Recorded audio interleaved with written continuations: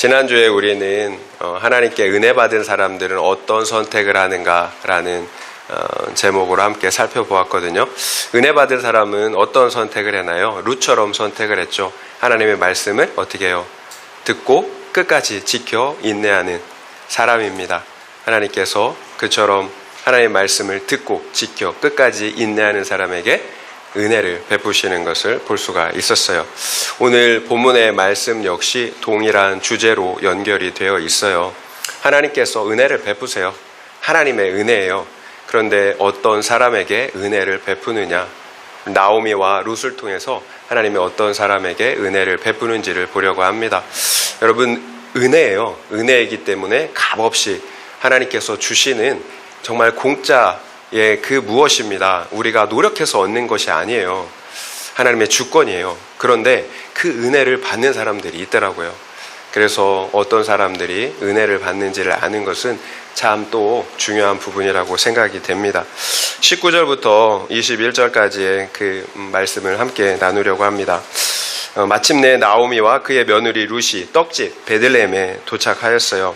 그러자 그 온 성읍의 사람들이 소란합니다. 10년 전에 떠났던 나오미가 돌아왔기 때문이에요. 그렇다면 성읍 사람들이 보인 반응이 무엇이었나요? 이가 나오미냐? 놀랍다라는 반응이죠. 이가 나오미냐? 왜 그럴까요? 나오미가 뭐라고 하고 있나요? 나를 나오미라 부르지 말고 말하라 부르라고 말하고 있어요. 이가 나오미냐 하는데 나를 나오미라 부르지 말고 말하라 이렇게 부르라고 해요. 나오미는 기쁨과 희락이라는 의미예요. 그리고 말하는 괴로움, 쓴물이라는 의미예요. 그러니까 나를 더 이상 기쁨이라 부르지 말라라는 거예요. 괴로움, 쓴물이라 부르라고 하는 것입니다. 그렇지 않겠어요? 남편 잃었죠. 2자식 잃었죠. 가진 모든 재산 다 잃었잖아요. 뭐라고 얘기해요? 전능자가 나를 심하게 괴롭게 하셨기 때문이라고 고백하고 있어요. 내가 풍족이 나갔더니 여호와께서 내게 피어 돌아오게 하셨다. 여호와께서 나를 징벌하셔서 이처럼 되었는데 어찌 나를 나오미, 희락이라 부를 수 있겠느냐라는 거예요. 이것이 성읍 사람들이 나오미를 보고 놀란 이유였어요. 나오미가 모압을 떠날 때만 해도 아주 풍족했는데 돌아올 때는 텅텅 비어서 쓴물이 되어서 돌아왔기 때문입니다. 남편도 죽고 2 자녀도 죽고 홀로 과부가 되어 돌아왔어요. 그 옆에는 어떻게 해요? 달랑 이방인 며느리 하나가 있었어요. 쌍과부로 돌아온 거죠. 이것이 말씀의 떡집을 떠난 결과였어요. 말씀을 떠나면 이런 결과가 오게 돼요. 희락이 변해 괴로움이 됩니다. 우리 역시 마찬가지잖아요. 우리가 아무리 영적으로 풍족했다 할지라도 말씀을 떠나면 빈털터리, 쓴물, 고통이 임하는 것을 보게 돼요. 그럼에도 나오미의 이런 고백이 소망이 있는 이유가 있죠. 하나님의 주권을 인정하는 회개를 하고 있다는 거예요. 내 인생이 이렇게 된 것, 빈털터리가 된 것, 쓴물이 된 것이 내 탓이라는 거예요. 다른 사람 누구의 탓이 아니라 내 탓이라는 거예요. 나오미는 누구 탓을 하지 않아요. 오히려 자신의 죄를 인정하며 수치를 어떻게 해요? 드러내고 있다는 거예요. 사실 이렇게 된 것이 누구의 탓입니까? 엘리멜렉이잖아요. 가장인 엘리멜렉이 결정한 거예요. 나는 그저 남편의 결정에 따랐을 뿐이에요. 그러나 나오미는 그런 어리석은 결정을 한 남편을 탓하지 않아요. 그리고 그때는 흉년이었기 때문에 어쩔 수 없었다며 환경을 탓하지도 않아요. 왜 그럴까요? 남편이 주도적으로 결정했지만 나 역시 마음 한켠에는 이 세상의 풍요로움과 성공에 대한 갈망이 있었기 때문이에요. 그래서 남편이 결정하니까 나는 어쩔 수 없다며 은근히 방관했던 것입니다. 여러분, 재미있어요. 이게 많은 경우에 제가 보면 저도 마찬가지고 재미있는 게 뭐냐면 나에 해당되는 문제는 못 참아요. 배우자가 기분 나쁘게 하면 못 참아요. 반드시 따지고 고쳐요. 그런데 배우자가 하나님과 반대되는 그 뜻, 반대되는 결정을 할 때는 우리가 어떨까요? 대부분 방관해요. 하나님의 뜻은 알지만 어쩔 수가 없다라는 식이에요. 그 이면에는 이 세상의 향락과 풍요로움을 함께 누리고 싶다라는 그 마음이 있다라는 거예요. 그래서 나 역시 공범인 거예요. 그러니까 내 죄를 보면 누구를 탓할 수가 없는 거예요. 아담이 하와를 탓할 수가 없어요. 내 죄만 봐야 되는 거예요. 그런데 죄 때문에 그렇다고. 그래서 나오미의 고백이 소망이 있다라는 거예요. 내 죄만 보기 때문이에요. 우연이 아니에요. 그리고 누구 탓도 아니에요. 하나님의 징계의 결과예요. 하나님은 나를 바라보시는 거예요. 그리고 나를 향해서 징계를 내리신 것입니다. 그래서 자신의 죄와 수치를 공동체에 고백할 수가 있는 것입니다. 이것이 나오미가 진정으로 회개했다라는 증거예요. 그리고 이런 회개가 나도 살고 다른 사람도 살리는 회개예요. 그렇다면 내 죄를 인정하고 오픈하는 것이 쉬울까요? 만약의 경우에 우리는 내 죄를 보고 회개했다고 하지만, 많은 경우에 우리가 내 죄를 보고 회개했다고 하지만 어떤가요? 내 죄를 오픈하는 것이, 드러내는 것이 부끄러워요. 수치스러워요. 누가 할까봐 전전긍긍해요. 온전한 회개가 아니기 때문이에요. 회개는 내 죄된 자아가 죽는 거예요. 그리고 부활하신 예수 그리스도가 내 안에 사는 것입니다. 예수의 영이 우리의 모든 죄와 수치로부터 우리를 자유케 하신단 말이에요. 아무 죄도움도 없으신 아들 하나님께서 나의 그 숨겨진 죄로 인해서 어떻게 해요? 수치와 조롱을 당하셨어요. 그런데도 내 죄를 인정하는 것이 왜 그렇게 부끄러울까요? 내 자아가 죽지 않았기 때문이에요. 십자가에서 예수와 함께 내 죄가, 자아가 죽어야 돼요. 그리고 예수의 생명으로 다시 살아나는 것. 여러분, 이것이 회개이고 거듭남이에요. 내 자아가 죽지 않은 거예요. 그러니까 계속해서 내 죄는 보지 못하고 남 탓, 상대방 탓만 하게 되는 거예요. 그래야 나의 타락한 자아가 상처를 받지 않기 때문이에요. 살아있어요. 그러니까 상처받지 않아야 되는 거예요. 그래서 수치스러운 거예요. 그래서 극단적으로 자기 자아를 보호하려는 것. 여러분, 그래서 내 죄를 감추는 거예요. 남 탓하는 거예요. 그래서 내 죄를 오픈하는 것이 여전히 수치스럽고 남 탓을 하고 있다면 어떻게 해요? 아직 온전한 회개는 아니라는 거예요. 여러분, 그렇다면 어떻게 구원을 받습니까? 내 죄가 그대로 있는데. 진실한 회개 없이는 회복도 구원도 없어요. 그래서 우리는 나오미의 회개를 통해서 진실한 회개, 성경적인 회개를 배워야 하는 거예요. 어떤 사람에게 은혜가 임하는지를 배워야 한다는 거예요. 여러분, 진실이 회개하는 사람에게 하나님의 은혜가 임합니다. 회개는 말씀 앞으로 돌이키는 거예요. 말씀 앞으로 돌이키는 거예요. 하나님 앞으로 돌이키는 것, 말씀 앞으로 돌이키는 거예요. 절대로 감정적인 후회나 뉘우침이 아니에요. 제가 수도 없이 말씀드리죠. 절대 회개는 감정적인 뉘우침이 아니에요. 후회도 아니에요. 의지적인 결단이에요. 말씀 앞으로 돌이키는 거예요. 하나님께로 돌이키는 거예요. 하나님의 통치 아래로 들어가는 거예요. 이 세상이 왜 멸망받습니까? 하나님의 통치를 거부하기 때문이죠. 자신의 나라를 만든 거잖아요. 하나님 필요 없다라는 거잖아요. 여러분, 회개는 그렇게 반역한 세상으로부터 하나님께 돌이키는 거예요. 하나님의 통치 아래로 들어가는 거예요. 그곳이 하나님의 나라인 거예요. 그래서 여러분, 회개는 말씀 앞으로 하나님의 통치 안으로 돌아가는 것입니다. 두 번째, 회개는 진실한 죄 고백이 있어요. 남 탓, 환경 탓 하지 않아요.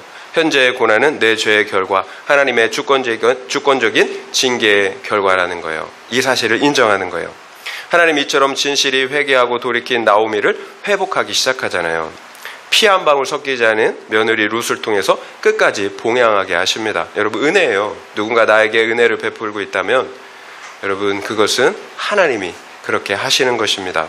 그래서 룻을 통해서 어떻게 해요? 다윗과 예수 그리스도의 조상이 되는 오벳을 얻게 하시잖아요. 그러므로 나오미를 구원의 계보에 들어가게 하세요. 우리가 내 죄를 인정하고 고백할 때 이처럼 구원자 되신 그리스도가 오십니다. 그러면 우리 인생이 비록 마라, 고통, 이처럼 스물이라 할지라도 나오미, 다시 기쁨과 희락으로 회복되는 은혜를 누리게 되는 것입니다. 여러분, 나오미가 마라가 되었죠. 여러분, 우리가 회개하고 돌이킬 때 다시 하나님께서 마라에서 나오미가 되는 은혜로 회복시켜 주신다라는 거예요. 결국 은혜의 회복은 말씀을 듣고 반응하는 우리의 진실한 회개에 달려 있습니다. 첫 번째 적용 질문 드리겠습니다. 내가 만약 내 죄를 고백하는 것이 수치스럽다면 그 이유는 무엇인 것 같습니까? 한번 생각해 보시기 바랍니다. 여러분, 생각해 보는 게 너무 중요해요. 그냥 듣고 지나갈 수도 있어요. 그러면 그것으로 끝이에요. 그러나 우리가 생각을 하면 이유를 알게 돼요. 곰곰이 생각이라는 것을 해보니까 아, 그렇구나.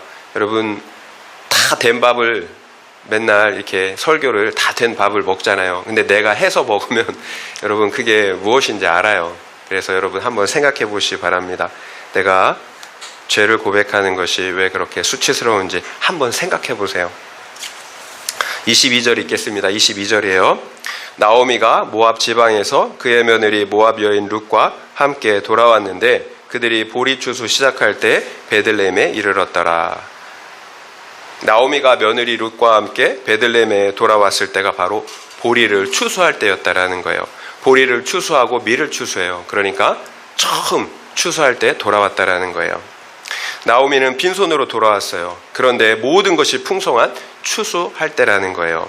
이것이 우리가 회개하고 돌이킬 때 하나님께서 준비해 놓으신 은혜예요.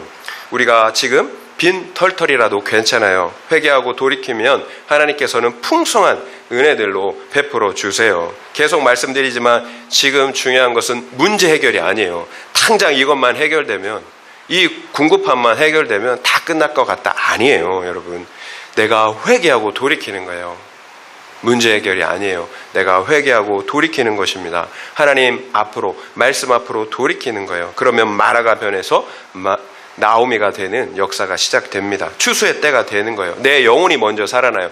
여러분, 물질이 해결되는 거, 관계가 해결되는 게 아니에요. 내 영혼이 먼저 살아나야 돼요.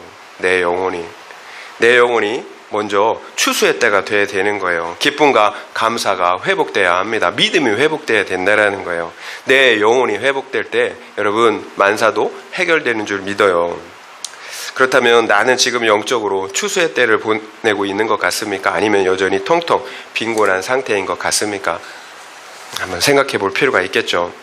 2장 1절부터 3절 말씀 읽겠습니다. 나오미의 남편 엘리멜렉의 친족으로 유력한 자가 있으니 그의 이름은 보아스더라.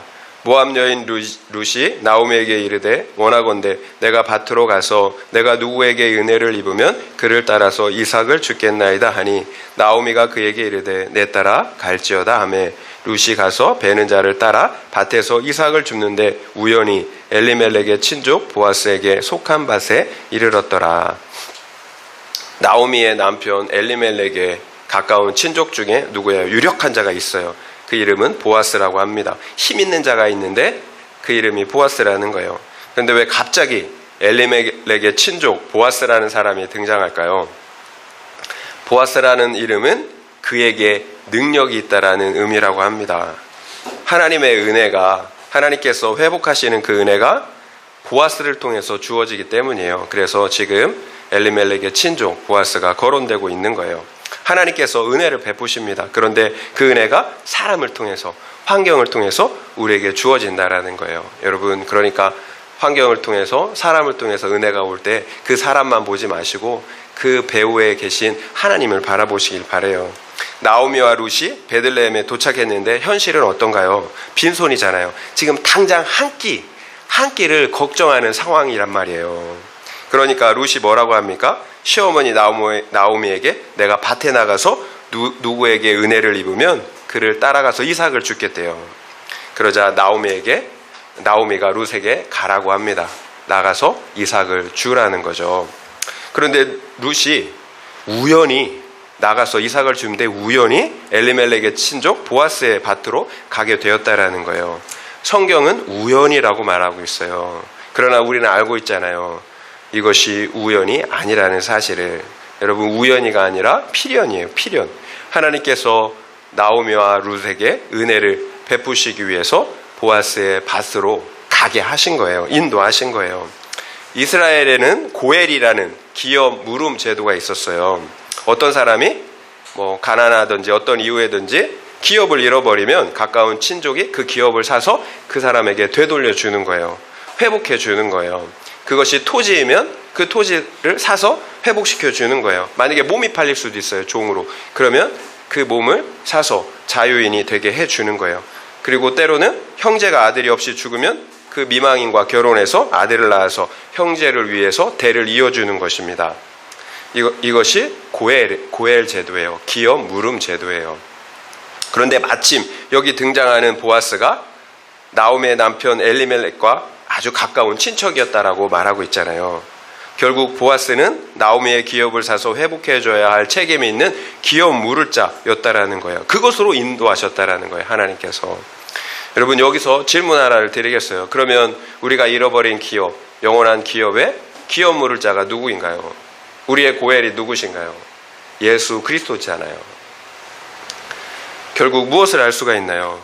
우리가 나오미처럼 회개하고 돌이킬 때 하나님은 우리를 우리의 기업 물을 자 예수 그리스도께로 인도하신다라는 거예요. 그래서 어떤 것도 우연은 없어요. 우리를 구원하시려는 하나님의 섭리, 필연이에요. 그러면 내가 회개하고 있다고 모든 것이 자동적으로 회복이 될까요? 나는 가만히 앉아 있어도 저절로 감이 떨어질까요? 지금 룻이 뭐라고 이야기하고 있나요? 내가 누구에게 은혜를 입으면 그를 따라가서 이삭을 죽겠다라고 말하고 있잖아요. 여러분, 이것이 회개에 합당한 믿음이에요. 회개의 믿음입니다. 여러분, 이삭을 줍는다라는 것은 어찌 보면 창피한 일이에요. 아신 소리를 해야 하고요. 그리고 또 착하지 않은 괴팍한 밭주인을 만나면 어떤 봉변을 당할지도 몰라요. 누군가 나를 불쌍히 여겨줘야, 은혜를 베풀어줘야 할 수 있는 일이라는 거예요. 그러면 어떤 생각이 들까요? 내가 세상 모압에서는 어떻게 살았는데 여기 유다 땅에 와서 이삭이나 줍는다고 여러분 떵떵거리며 살았던 과거 옛 생각이 들지 않겠습니까? 그러나 룻은 어떻게 해요? 내게 주어진 현실의 삶을 부정하지 않았다라는 거예요. 가난함, 나의 연약함, 몸의 질병, 가난함, 관계의 어려움, 여기에 함몰되지 않았다라는 거예요. 현실의 삶을 부정하지 않았어요. 받아들여요. 그리고 내가 할 수 있는 그것을 한다라는 거예요. 여러분, 하나님께서 은혜를 베풀어 주세요. 그러나 그렇다고 그냥 앉아 있는 것이 아니에요. 신세 한탄만 하고 있는 것이 아니에요. 내가 할 수 있는 것, 나에게 줄로 재어준 그 환경에서 내가 할 수 있는 그것을 하는 것. 여러분, 이것이 회개에 합당한 믿음이에요. 내게 주어진 일이 이삭을 줍는 일이라면 이삭을 주어야 합니다. 물론 낫을 들고 수확하는 일이 내 일이라면 그 일을 해야 되는 거예요. 어떤 일이든지 나에게 주어진 그 일을 하는 거예요. 여러분, 이것이 믿음이에요. 그리고 하나님은 그 믿음에 어떻게 해요? 은혜를 베풀어 주시더라고요. 여러분, 룻이 이삭을 줍는 일이 왜 창피하지 않았을까요? 창피한 일이잖아요. 이방의 땅에 와서 여러분 이삭을 줍는 일이 창피한 일이에요. 근데 룻은 창피해하지 않았어요. 왜 그랬을까요? 나의 가치를 내가 무엇을 하느냐에 두지 않았다라는 거예요. 우리는 나의 가치를 어떻게 해요? 내가 무엇을 하느냐에 두잖아요. 어떤 주위에 있느냐에 나의 가치를 둔단 말이에요. 세상 사람들이 그래요. 세상 가치가 그래요. 그러니까 나도 자연스럽게 나의 가치를 내가 무엇을 하느냐에 둔다라는 거예요. 그래서 어떻게 해요? 부끄러운 거예요. 내가 하는 일이 부끄러운 거예요. 그러나 어떻게 룻은 나의 가치를 내가 하는 일에서, 나의 위치에서 찾지 않고 어디에서 찾았습니까? 나의 존재에서, 존재의 가치에서 찾았다라는 거예요. 나는 어떤 사랑을 받은 사람인가요? 하나님께서 나를 위해 자기 생명을 내어주셨어요. 죄와 사망의 저주 아래 있던 나를 대속하셔서 구원하셔서 하나님의 자녀 삼아주셨다라는 거예요. 나는 이렇게 존귀한 존재예요. 하나님께서 내가 뭘 잘해서 또 잘나서 구원하신 것이 아니잖아요. 하나님은 내가 죄인 되었을 때, 아주 형편없을 때에 자기의 아들을 내어주심으로 우리에 대한 자기의 사랑을 확증해 주셨다라는 거예요. 누가 이런 사랑을 받았겠어요? 그래서 나는 예수님 생명의 가치예요. 그래서 내가 무엇을 하든지 부끄럽지가 않다라는 거예요. 사람들에게 인정받고 인정받지 못하고가 중요하지 않다라는 거예요. 나는 그 존재 자체로 존귀해요. 우리가 자녀들을 바라볼 때 그렇게 바라보잖아요. 물론 잘하고 잘나고 성공하면 좋겠죠. 그런데 우리 자녀들 그러지 않아도 그 존재 자체로 존귀하잖아요. 마찬가지예요. 하나님은 우리 존재 자체로 우리를 귀하게 여기세요. 그렇지 않다면 자기의 생명을 내어주셨겠어요? 나를 위해서 예수 그리스도께서 십자가를 지셨다는 사실이 믿어지는데 어떻게 창피할 수가 있겠어요? 결국 내가 무엇을 하든지 부끄럽지 않은 이유는 이 세상의 삶을 기복의 관점, 세상의 가치관이 아니라 어떻게 해요? 구속사의 가치관으로 바라보기 때문이에요. 우리가 왜 하나님을 믿고 섬기나요? 이 땅에서 잘 먹고 잘 살기 위해서 섬기나요? 절대로 아니에요. 우리가 하나님을 섬기는 이유, 이 땅에서 잘 먹고 잘 살기 위해서 섬기는 게 아니에요. 오늘 김양재 목사님이 보낸 그 카톡을 보니까 이렇게 보내잖아요. 그렇죠? 여러 말씀들. 거기에 왜 지옥을 사는가? 유한한 인생을 마치 영원한 것처럼 살기 때문에 지옥을 산다고 이렇게 얘기하셨더라고요. 여러분, 유한한 인생을 영원히 살 것처럼 막 그렇게 다투고 싸우고 욕심 부리고 사니까 지옥을 사는 거예요. 여러분, 유한해요. 유한한 인생을 유한하다라고 생각하고 살아야 자유할 수가 있어요. 내가 어떻게 구원받았는지를 생각해야 합니다. 하나님을 반역한 이 세상은 사탄이 통치 아래에 있는 사탄의 나라예요. 나 역시 그 나라의 백성이에요. 그런 나를 구원하시기 위해서 하나님이 육신을 입고 이 땅에 오셨어요. 그리고 십자가에서 모든 물과 피를 쏟아서 나의 죄를 대속해 주셨어요. 그런데도 우리는 여전히 어떻게 해요? 이 세상을 너무 사랑해요. 그런데도 이 세상에서 우리를 어떻게 해요? 건져서 구원해 주셨는데 여전히 우리는 이 세상을 너무 사랑해요. 이 세상에 속해서 어떻게 해요? 성공하고 복받고 잘 먹고 잘 살고 높임받기를 원한다라는 거예요. 그렇게 살지 못하면 아주 어때요? 우리가 힘들어 죽으려고 하잖아요. 비교하면서 힘들어 죽으려고 해요. 여러분, 이것이 과연 주님께서 십자가를 지시면서까지 구원한 사람의 모습이겠습니까? 나를 구원하시기 위해서 십자가를 지셨는데 나는 그 세상을 여전히 어떻게 해요? 사랑해서 그것이 없으면 죽겠다라고 원망하고 불평하고, 이게 과연 정말 주님의 핏값으로 구원받은 사람의 삶의 모습이겠냐라는 거예요.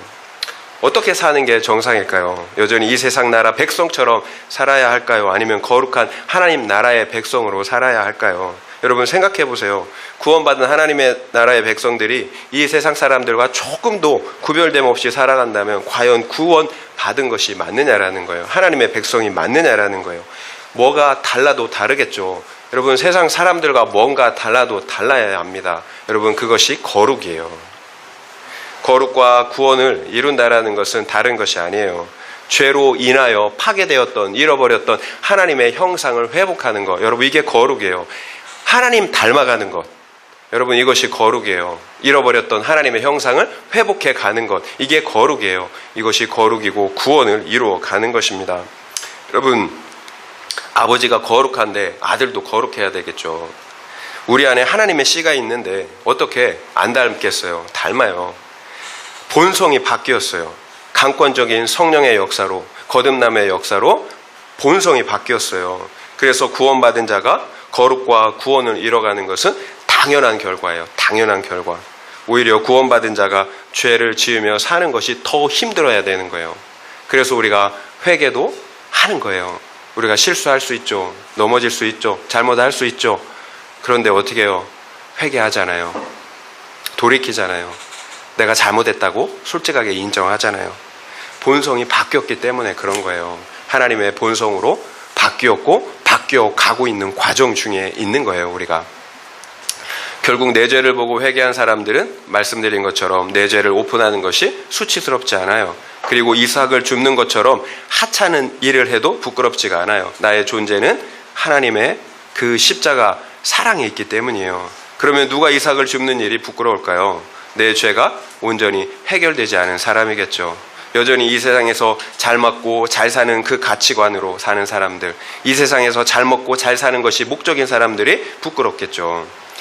제가 그래요. 제가 그런 부분이 있어요. 완전히 그렇다라는 게 아니라 여전히 저에게도 세상 가치관이 남아있어요. 그래서 저는 이삭 줍는 일 말고 좀 더 큰 일, 폼나는 일을 하고 싶어요. 솔직해요. 솔직히 그래요. 사람들이 인정해주는 더 큰 목회와 사역을 하고 싶어요.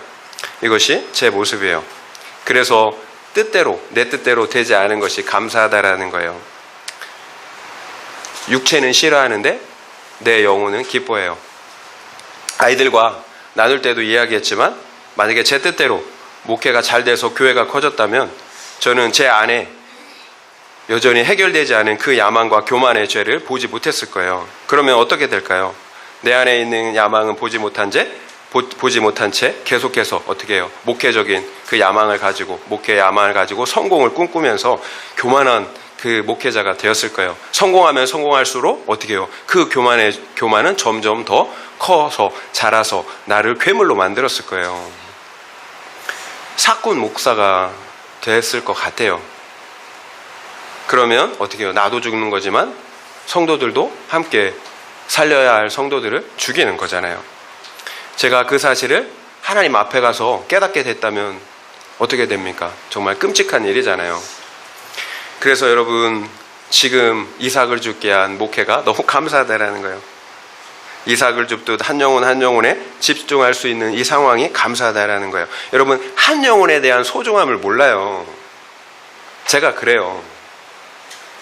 그런데 이삭을 주우면요, 이 쌀 한 톨이 너무 귀해요. 이삭을 줍는 상황이 돼서야 내 안에 있는 야망, 그 교만의 죄를 보고 회개하며 갈 수 있게 되었다라는 거예요. 그제서야 진정으로 하나님의 마음을 알아서 한 영혼의 그 소중한 가치를 알게 되었다라는 거예요. 내가 제 자신에 있는 죄가 보이지 않을 때는 이삭을 줍는 것 같은 그 사역이 부끄럽더라고요. 다른 목사님들은 낫을 들고 막 수확을 하는데, 그래서 엄청난 막 볕단이 있는데 저는 그러지 않은 거예요. 그러니까 왜 나는 이삭만 주어야 하냐고 이런 마음이 들어요. 열등감이 있더라고요, 제 안에. 그런데 이제는 내 죄를 보고 나니까 많이 자유하게 되었어요. 그 결과 한 영혼에 대한 소중한 가치, 하나님의 마음을 알게 되었다라는, 이것은 정말 돈 주고 살 수 없는 그런 가치예요. 물론 지금도 여전히 제 안에서 싸우고 있어요. 그러나 과거보다는 더 많이 거룩해졌다라는 거예요. 그래서 내 뜻대로 되지 않은 것, 한 영혼 한 영혼 이삭을 줍는 환경이 감사하다라는 거예요. 결국 이삭을 줍는 이 같은 환경을 통해서 하나님께서 나를 지켜주신 거죠. 여러분, 좋은 환경 좋은 거 아니에요. 교만해서 사람들 무시하면서 그렇게 살아가는 인생들, 그 앞에서는 사람들이 존중해 줄지 모르겠지만 그 마음은 아니잖아요. 그렇다면 내가 처한 환경에서 내가 주어야 할 이삭은 무엇일까요? 엄마로서, 아버지로서, 그리고 직원으로서, 사장으로서, 학생으로서, 목사로서, 사무로서 각자가 주어야 할 이삭들이 있어요. 내가 하는 일이, 그 영혼들이 하찮다고 여러분 생각하면 안 돼요. 그 작은 일, 내가 할 수 있는 일, 여러분 소중하게 여겨야 합니다. 그러면 하나님께서 우리를 예수 그리스도의 밭으로, 생명의 밭으로 인도하신다라는 것을 볼 수가 있잖아요. 그래서 정말 중요한 것은 내가 무엇을 하느냐가 아니에요. 내 안에 그리스도가 계시느냐예요. 여러분, 내가 무엇을 하느냐가 중요하지 않아요. 정말 중요한 것은 내 안에 예수 그리스도가 계시느냐라는 거예요. 여러분, 빌 게이츠 부러우신가요? 그리스도가 없었다면 여러분, 그게 무슨 의미가 있어요? 지금 여러분 이삭을 주어도 내 안에 그리스도가 있다면 여러분 가장 복된 인생이에요.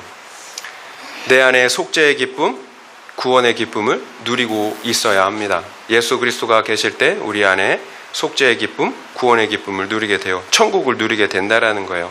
예수가 있으면 여러분 내가 어디에 있든지 무엇을 하든지 그곳이 하나님의 나라가 되잖아요. 여러분, 내 안에 있는 기쁨을 빼앗아 갈 사람이 없어요. 예수 그리스도가 통치하고 계실 때, 나에게 생명을 부어주실 때 여러분 나의 기쁨을 빼앗아 갈 자가 없어요. 여러분, 이것이 구속함을 받아서 거룩하게 구별된 하나님 나라 백성들이 누려야 할 약속된 가나안 땅이에요. 여러분, 가나안 땅, 여러분 약속된 가나안 땅 이미 우리에게 임하였어요.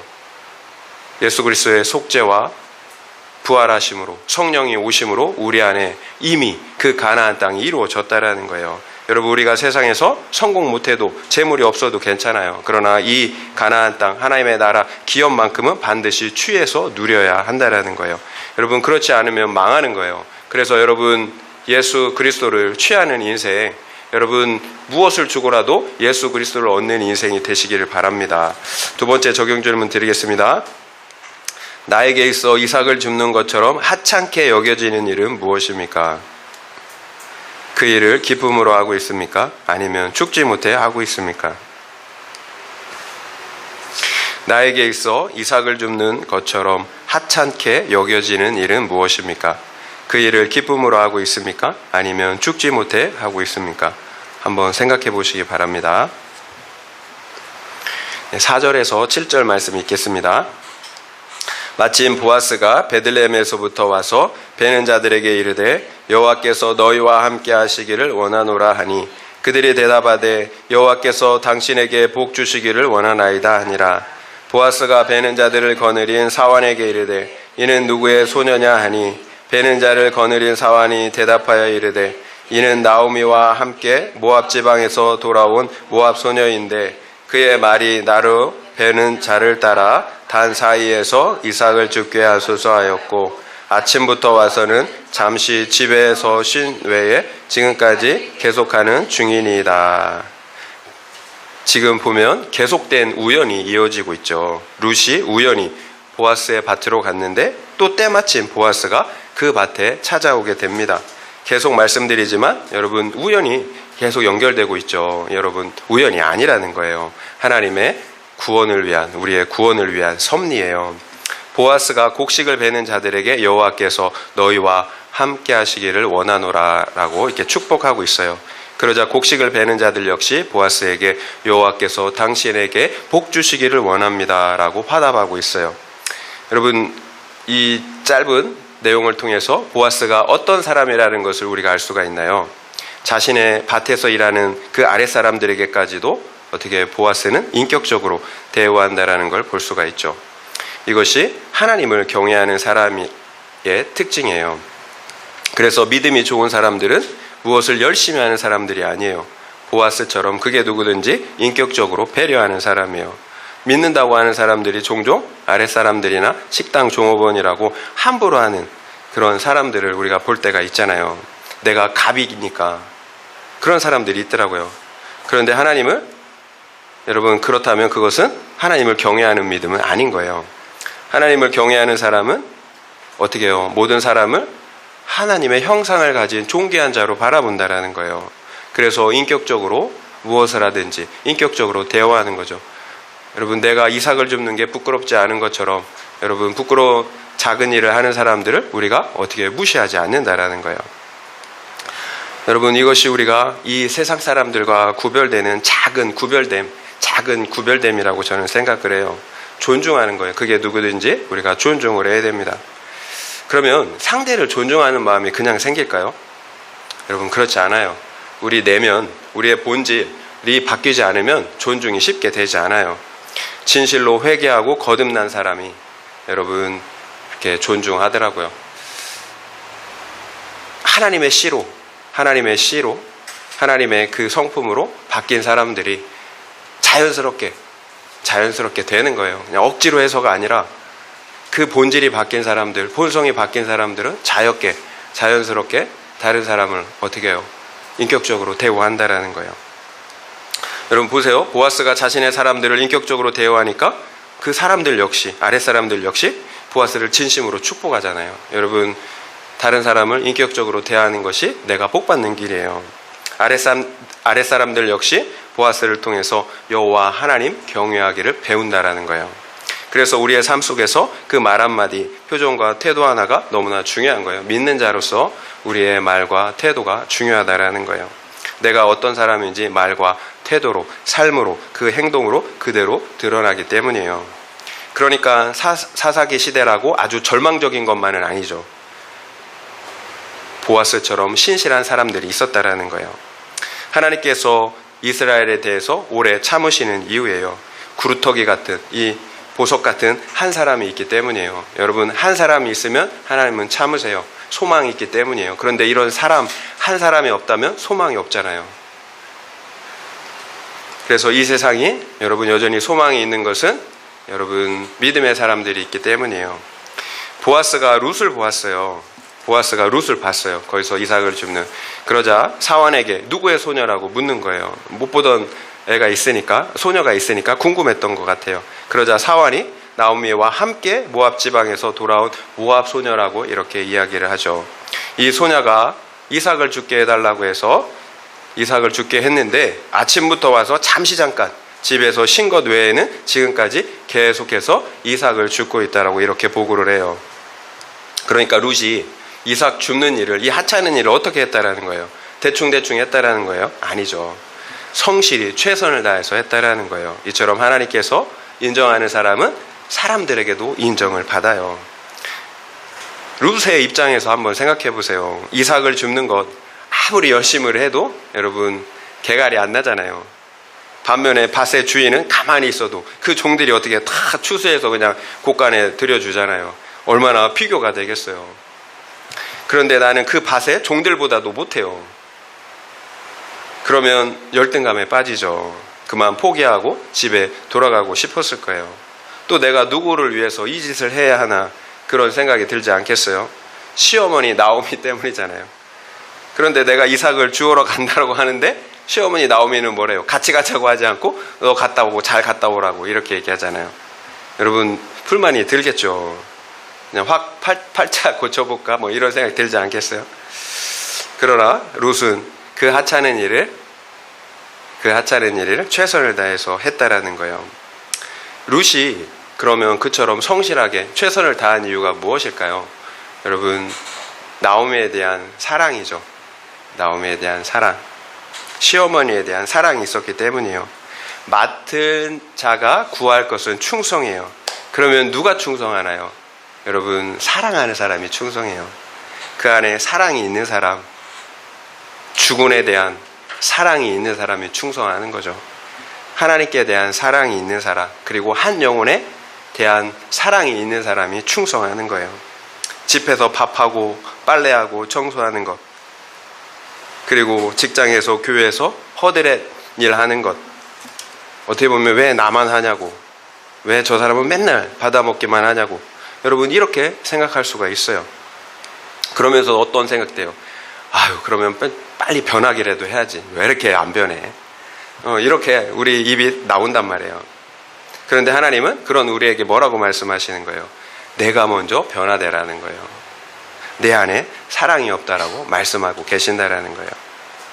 여러분 예수님께서 십자가를 지시는 것이 쉬우셨을까요? 여러분 그것도 사랑이 있고 없고의 차이예요. 우리에 대한 사랑이 없었다면 절대로 십자가를 지실 수가 없었죠. 여러분 죽을 맛이었을 거예요. 그러나 하나님은, 예수님은 우리를 사랑하시기에 기꺼이 그 십자가를 감당하신 거예요. 그것도 기쁨으로, 자원함으로. 내가 십자가를 지는 이 해산의 고통을 통해서 자녀들이 살아난다고 믿으니까 내 안에 있는 사랑이 그 죽음의 고통을 어떻게 감내할 수 있게 한 거예요. 여러분 억지로가 아니라 기쁨이에요. 물론 고통은, 여러분 고통이 없어지는 건 아니에요. 그러나 그 고통보다, 고난보다 사랑이 더 크기에 그 일을 어떻게 해요? 기쁨으로 하는 거예요. 애 낳는 게 그렇잖아요. 애 낳는 고통 생각하면 어떻게 애 낳아요? 근데 그 아이를 사랑하니까, 그 아이를 얻었을 때 그 기쁨이 더 크니까 그 고통을 잊어버리고 또 임신하는 거잖아요. 결국 이삭을 줍는 믿음은 한 영혼에 대한 사랑이 있어야 합니다. 그런데 이것이 다른 사람을 위한 것이 아니라 나를 위한 것이라는 거예요. 이것이 내가 사는 길이에요. 만약 룻이 성실하게 이삭을 줍지 않았다면 어떻게 되었을까요? 이삭을 줍는 내내 불평불만했어요. 그리고 다른 소년들이랑 희희낙낙 놀아났다고 한번 생각해 보세요. 그러면 사환이 보아스에게 좋게 보고했을까요? 그래서 보아스에게 은혜를 입었을까요? 그리고 날도 더운데 왜 나만 이렇게 고생하냐며 만약에 중간에 집으로 돌아갔다면 보아스를 만날 수가 있었을까요? 결국 아무리 하찮은 일을 할지라도 우리가 진심으로 할 때, 사랑으로 할 때 나의 구속자 예수 그리스도를 만나는 것입니다. 실제로 우리가 사랑으로 할 때 내 영혼이 기쁘잖아요. 여러분 똑같은 일을 해도 사랑으로 하면 얼마나 기쁜지 몰라요. 그런데 가벼운 일이라도 억지로 하면, 미운 놈 생각하면서 하면 여러분 그렇게 힘든 일이 없잖아요. 여러분 사랑으로 할 때 내 영혼이 기쁘고 살아나는 것을 느끼잖아요. 그런데 마지못해 하면 기쁨이 없어요. 원망, 불평으로 가득한데 어떻게 기쁨이 있겠어요? 지옥이죠, 지옥. 그러면 나도 살지 못하고 상대방의 영혼도 살리지 못해요. 그래서 진실한 믿음, 회개에 합당한 믿음은 사랑으로 열매 맺는 믿음입니다. 그런데 여러분 안 되잖아요. 그래서 본질이 바뀌어야 된다는 거예요. 본질이. 사랑이 있기에 오래 참을 수가 있어요. 그래서 누가 알아주든지 알아주지 않든지 그 자리에서 충성할 수가 있는 것입니다. 그래서 우리가 해야 할 일은 지금 하는 일에 최선을 다하는 거예요. 충성을 다하는 거예요. 저 같은 경우에는 말씀을 묵상하고 설교를 준비하는 일에 최선을 다해야 합니다. 그리고 한 영혼의 구원을 위해서 기도하고 만나고 양육하는 일에 최선을 다해야 하는 거예요. 결국 지금 주어진 일, 한 영혼에 집중하는 것이 제가 해야 할 일인 거예요. 그 결과가 어떻든지 지금 하는 일을 꾸준히 해야 되는 거예요. 그것도 사랑으로, 기쁨으로 해야 합니다. 그래서 하나님과의 관계가 더 중요한 거예요. 하나님과의 관계가 온전할 때, 하나님과 연합되어 있을 때, 관계가 좋을 때 사랑으로 할 수 있단 말이에요. 그래서 하나님과의 관계가 먼저예요. 하나님과의 관계가 회복되는 것이 먼저라는 거예요. 그러면 내가 있는 그곳에서 작은 일이라도 기쁨으로, 사랑으로 할 수가 있어요. 결과는 하나님이 하세요. 은혜 베푸시는 건 하나님이 하세요. 내가 할 일은 뭐예요? 나에게 맡겨주신 일을 최선을 다하는 것입니다. 그게 작은 일이든 큰 일이든 중요하지 않아요. 하나님이 나에게 맡겨주신 일을 하는 것입니다. 무엇이 필요할까요? 하나님을 절대적으로 신뢰하는 믿음, 그리고 하나님을 향한 사랑의 마음이 있어야 되겠죠. 그래서 말씀드린 것처럼 내가 먼저 은혜를 받아야 합니다. 내가 먼저 용서를 받고 내가 먼저 은혜와 사랑을 받아야 되는 거예요. 예수 그리스도를 떠나면, 예수 그리스도와 연합되어 있지 않다면 우리는 절대로 이와 같이 룻처럼 신실한 충성을 할 수가 없어요. 그렇다면 우리 공동체가 성실히 주어야 할 이삭은 무엇일까요? 매일 말씀을 묵상하는 일, 그리고 목장에 참여하는 것을 기쁨으로 하는 거겠죠. 작은 것 같지만 여러분, 이것이 우리가 이삭을 주어야 할 부분이라고 생각이 돼요. 말씀의 이삭 죽기와 영혼의 이삭 죽기를 우리가 계속해서 해가야 합니다. 매일의 말씀 묵상과 목장 모임에 참여하는 것 자체가 내가 사는 일이에요. 그리고 동시에 누군가를 살리는 사역이라는 사실을 우리가 알았으면 좋겠어요.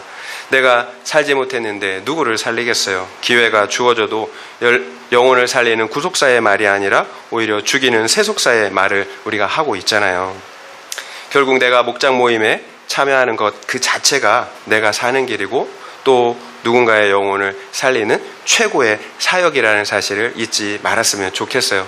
여러분, 우리가 특별히 시간 내서 사역하기 힘들잖아요. 여러분, 이런 시간이라도 우리가 사역이라고 생각하시고 다른 영혼을 살리는 사역이라고 생각하시고 나의 말씀 묵상과 그리고 목장 모임에 이삭 죽듯이 성실하게 참여해 주시길 바랍니다. 그래요. 결국 사랑해야 합니다. 나를 구원하신 하나님을 사랑하고 그리고 한 영혼을 사랑해야 합니다. 그러면 이삭 줍는 일이 기쁨으로 충성할 수가 있어요. 말씀 보고 밥 짓고 빨래하고 허드렛 일하는 그 일들을 기쁨으로 충성할 수가 있습니다.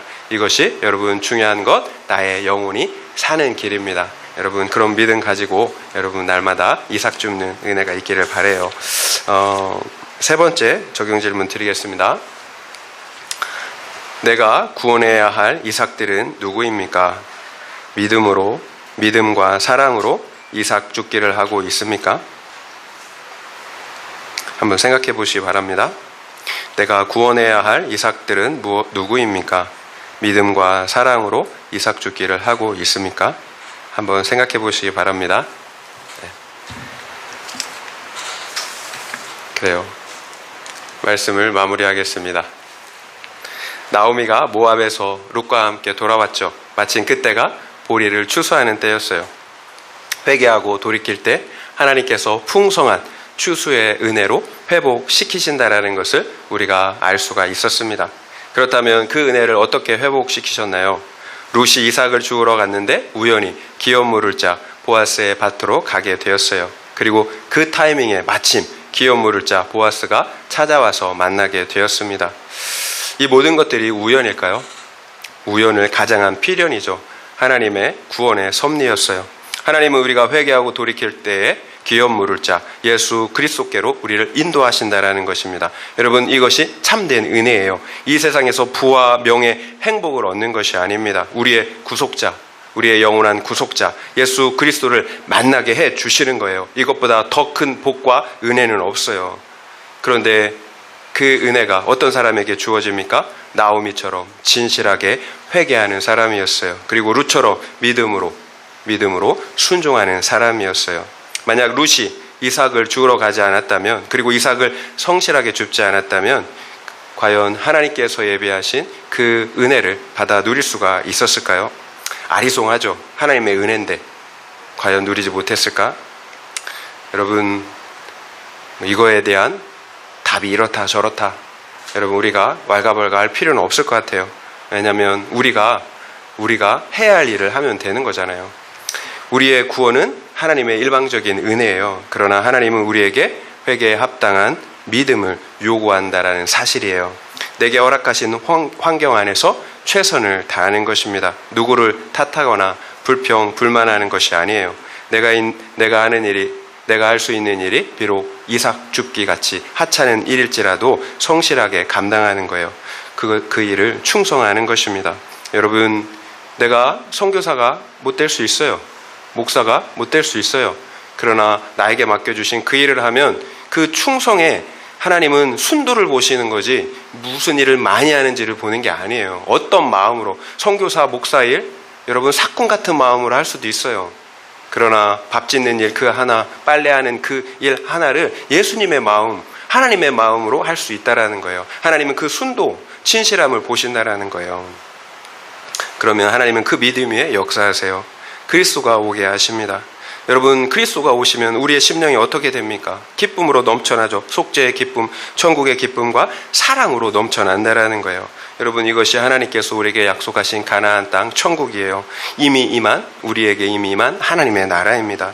여러분, 이처럼 살면 내가 살죠. 나를 통해 가족이 살죠. 그리고 공동체가 함께 살아납니다. 이것이 하나님의 은혜가 임하는 여러분 모습이에요. 이런 은혜가 우리 모두에게 있기를 예수님의 이름으로 축원드립니다.